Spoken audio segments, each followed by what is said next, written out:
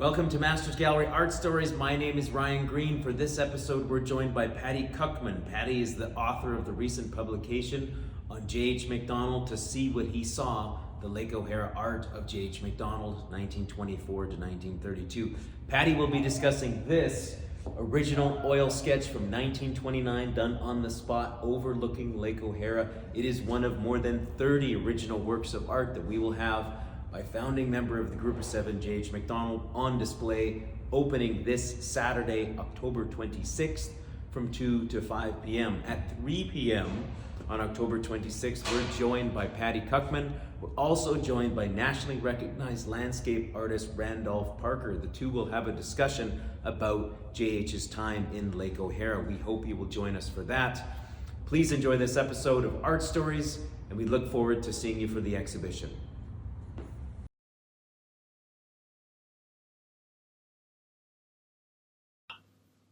Hi there, I'm Patty Cucman.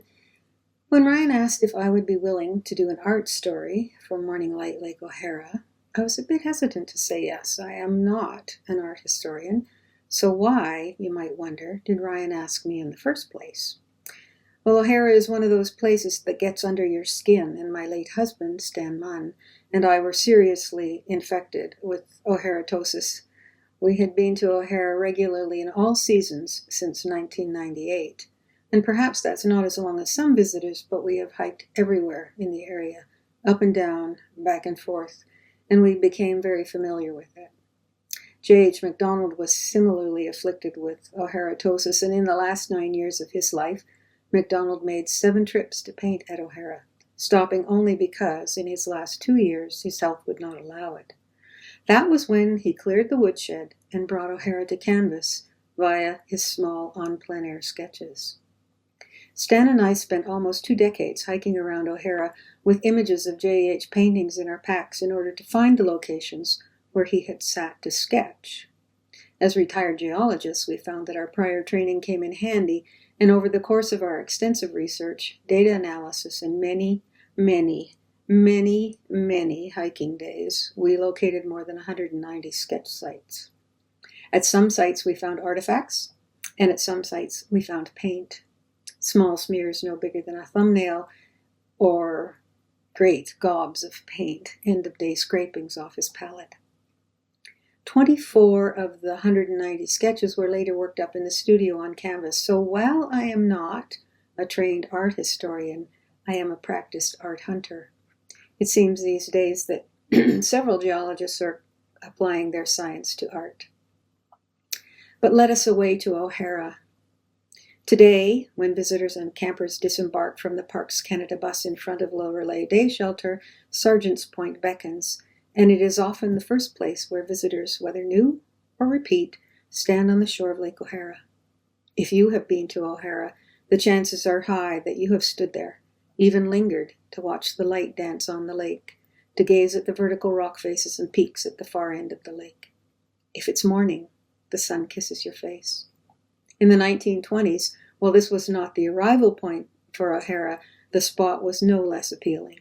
The view was, and still is, quite magnetic. MacDonald painted at least 46 on-plein-air sketches from locations around the perimeter of Lake O'Hara. 5 of these 46 were painted from within a few meters of Sergeant's Point. MacDonald rarely painted right from the shore, preferring to sit back far enough to include an interesting foreground. This serves to give the viewer a place to stand, so we might feel as though we're part of the landscape, and importantly, provides a reference for both vertical and horizontal scale. Morning Light Lake O'Hara, an 8.5 by 10.5 on-plein-air sketch, was painted from a spot several meters west from Sergeant's Point, in what would now be the middle of the road. But if we could enter the sketch and follow the low ground to the right of the large foreground rock, within a blink we would find ourselves standing on the shore at the point. In the sketch, MacDonald has captured the warm glow of late morning sunlight, illuminating the southern face of the iconic practice rock at the far end of the lake. The deep shadows behind serve to enhance the brightness and warmth of the sunlit face of the pink, early Cambrian Gog quartzite. I did say we were geologists. The lake is still and deeply colored, that impossible shade of blue, or maybe it's turquoise. A teepee that stands close to Sergeant's Point is similarly sunlit, and long shadows cast by the trees attest to the time of day. The sketch is beautifully executed. The proportions are correct. The light is almost real. MacDonald is sharing with us not just the landscape, also the warmth, the calmness, and the serenity of a promising O'Hara day ahead. One can easily imagine the heat of that September sun. Over the course of our hunting, Stan documented every sketch site with a present-day photograph, often several. These serve to illustrate what MacDonald saw and what he chose to paint. He was remarkably true to the landscape and rarely added anything that was not there, though he often applied some vertical exaggeration relative to the camera lens. Stan was a prolific photographer with an artistic eye and oftentimes had a matching photograph already in his archives when a new painting appeared. But the present-day photograph for Morning Light, Lake O'Hara, was specifically taken on September 19, 2015 from the O'Hara Road, directly across from Le Relais Day Shelter. The photograph shows the Warden Cabin at left and the smaller Parks Canada building to the right. The promise of a warm day was not on offer for us. The photograph has been cropped to match the sketch, and it was long after MacDonald's visit that the Warden Cabin was constructed a few meters away from the shore. Today, trees significantly obscure the views towards Sergeant Point, and a short walk to the point is past the Warden Cabin. In comparing Morning Light, Lake O'Hara to our photograph, it's clear that during the construction of the Warden Cabin, there was a significant degree of site disturbance, leveling, building of a low retaining wall, and no doubt some landscaping. Since the initial construction, there have been a number of other site modifications, some of which are quite amazing, but that's another story. The topography depicted in the sketch appears to roughly correlate with the modern ground between the Warden Cabin and the smaller building. The large rock prominent in the left foreground of the sketch is difficult to see in the photograph, but may be the large rock that is nestled beneath the tall tree in the left foreground. One just needs to push aside the greenery to see it clearly. The rocks in the middle and right foreground of the photograph mark the edge of the road, and these are recent visitors placed by humans rather than by nature.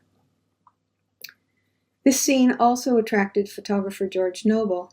His circa 1924 black and white photograph illustrates the same scene and apparently the same teepee, though from a slightly different perspective.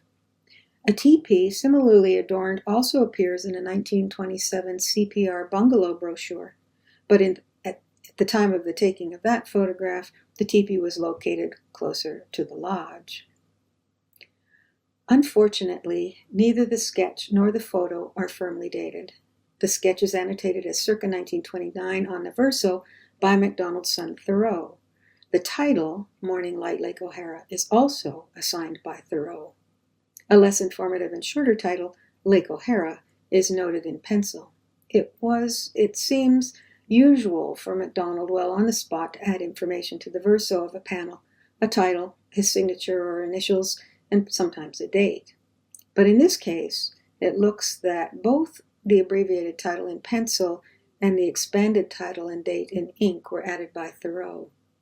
He may have felt safe in titling this sketch Morning Light, Lake O'Hara, because of a sketch executed in 1924 from near the site of Cabin 4. That sketch is similarly titled and depicts a similarly lit practice rock. The direct comparison of sketch to our 2015 dated photograph illustrates that the western approach to Lake O'Hara near Sergeant's Point was much more open in MacDonald's day than it has been in recent decades. However, recently Parks Canada has begun reducing the amount of fire fuel, cutting mature trees, clearing brush and undergrowth near the Warden Cabin and the other structures. One wonders what surprises may yet appear. Morning Light, Lake O'Hara, and the present-day photograph appear in our book, To See What He Saw, along with the other 215 J.E.H. O'Hara paintings. Both will also be available to view in person at the White Museum during J.E.H. MacDonald, the O'Hara Era, an exhibit that runs from June the 15th to October 30th. Come see them. Maybe I'll see you there. Thanks for listening.